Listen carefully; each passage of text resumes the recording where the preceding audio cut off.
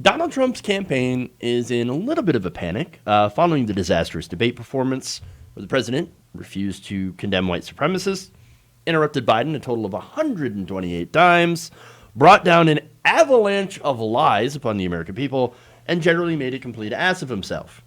One campaign advisor talked to Gabriel Sherman and said that, quote, he blew that one for sure. A former West Wing official told Sherman the debate was nuts. Another called it, quote unquote, total lunacy.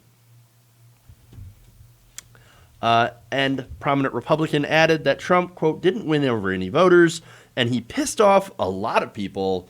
He even had Fox News that was subtly in their way, Fox and Friends specifically, trying to tell him that, hey man, your debate sucked. Here's how to not suck. Let's go to that. Let's go to that clip. 1, interrupt less. It's perfectly fine at key moments to jump in. Don't do it all the time.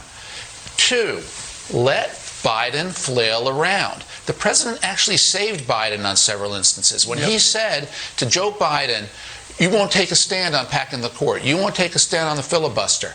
He should have then gone silent and showed America Biden isn't taking a stand. Trump is right. But instead, he interrupted again and said, where's your list? Where's your list? He didn't let Biden flail. Let the man flail. It'll happen. And 3, sum it up. Sum it all up after letting Biden flail. Interrupt a whole lot less. That's the clean technique to drive through the points the president wants to get. Oh, that's great. They did so much to try to coach him. And like the nicest, like, that's the clean way of debating. So little Donnie, here's what you need to do, okay? This is what big boys do. And that is so sad and pathetic. Oh, it's great. Now, as Sherman writes, unfortunately for them, Republicans are resigned to the fact that Trump is unlikely or unwilling to course correct. Quote, Trump thinks he won. He didn't, said another Republican with ties to the campaign. But does anybody have the balls to tell him that? No, they'd be fired.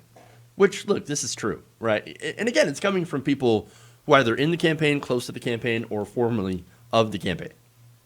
Now, one person, this prominent Republican that went unnamed, talking to Gabriel Sherman, said the thing about the debate is people got to see why no one has any integrity can work for Trump. This is what Trump is like in the Oval Office every day. It's why John Kelly left. It's why Jim Mattis quit. Trump doesn't let anyone else speak. He doesn't really care about what you have to say. He demeans people. He talks over them. And everyone around him thinks it's getting worse. So there's a key statement in that, right? This is why no one with any integrity can work for Donald Trump. Well, what does that have to do, then, all of this with former campaign manager Brad Parscale? Well, again, go back to that key phrase. Now, Brad Parscale, we've talked about this before. He was taken into custody outside his Fort Lauderdale home and hospitalized after threatening to commit suicide, basically barricading himself inside the house with a bunch of guns, and allegedly beating his wife days prior.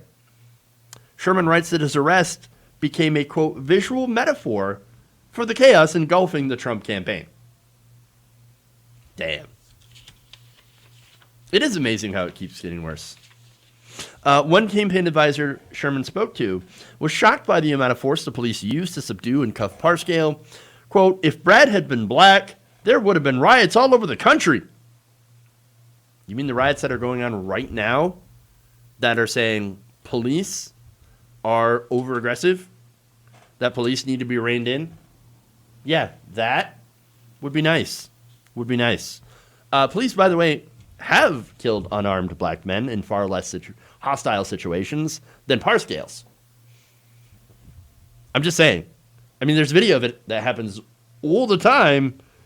I mean, maybe now, since it's happening to affluent white people, then maybe more people will wake up and be like, oh my God, it could happen to me. Yeah, it could. Maybe you would also want to change policing. But that's not really the big takeaway from this. Okay. Now, as Sherman writes, Parscale's public meltdown happened while he reportedly was under investigation for stealing from the Trump campaign and the RNC, somewhere around $40 million. All right. And according to a source close to the campaign, the Trump family is worried that Parscale could turn on them and cooperate with law enforcement about possible campaign finance violations. The family, according to the source, is worried Brad will start talking. Interesting how that is their only concern. Not the fact that Parscale seems to be incredibly unstable. Nope, nothing to do with that. No. Just the fact that, oh my God, the guy knows things, and he's in trouble, and he might actually talk. Uh-oh. Not good. That said, look, the guy's an obvious grifter, okay? But his problem may have been that he got a little too greedy, and that's why he got caught. I'm just saying. And look, Parscale is somebody who knows where the money's going. I mean, he's a former campaign manager to Trump. He had already been diverting millions of dollars to himself through his businesses for no tangible benefit to the campaign. No increase in poll numbers. In fact, that's why he got replaced by Mr. Stepien. Nonetheless, here we have it. They're afraid that he's going to spill the tea. That said, Trump campaign, specifically communications director Tim Murtaugh, said in response to the story and to the speculation, quote, "Utterly false, no investigation, no audit, there never was."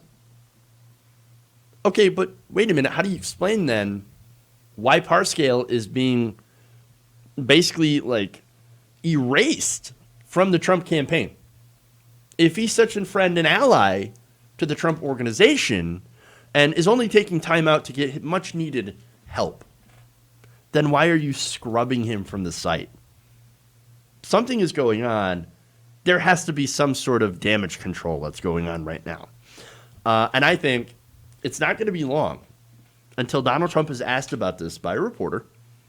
I can almost guarantee that he'll be putting some distance between himself and Parscale. And if Parscale does have something to say, right, and talks in order to get himself out of trouble, if, of course, they do find any sort of criminality, well, then Trump, I can guarantee he's going to be like, coffee boy, barely knew him, never seen him before, barely ever talked to him, coffee boy. We've seen it before. The panic is real. If you enjoyed this video, please give us a like and share with your friends. You can subscribe and help out the channel by becoming a patron. It's patreon.com/Jeff Waldorf, or you can become a channel member as well by hitting the join button below.